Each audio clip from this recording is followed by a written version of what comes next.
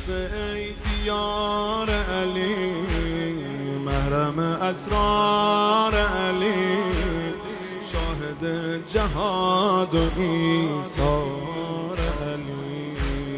کوفه شهر بی بدل، توی دلاوری مثل. کوفه شهر بی بدل، توی دلاوری مثل. یاور علی تو قوقای جمل، یاور علی کوفه ای باغ بهشت، ای حرم شیر خدا.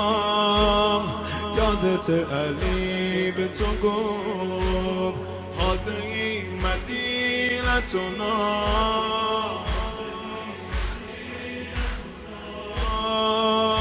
چی شد از راه رفته برگشتی؟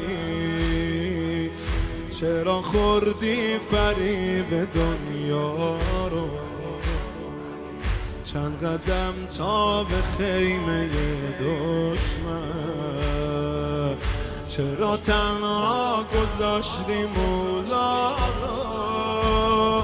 تو عبرتی به دل بیدار، تو عبرتی به دل بیدار.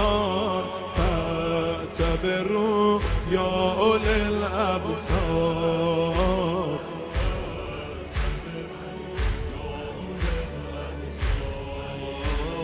کوفه شهر قیل و قال، پر آرزو رو به زوال، پر از مردای اشباح الرجال.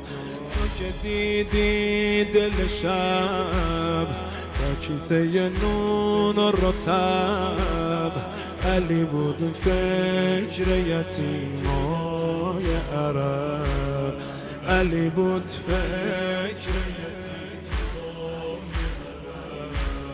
تو که دیدی همه جا سجده و عبادتشو، تو چشیدی کمی از مزه عدالتشو، مزه عدالتشو. تو که پای علی شهید دادی، چرا همراش نموندی تا آخر؟ چرا راحت طلب شدی کوفه؟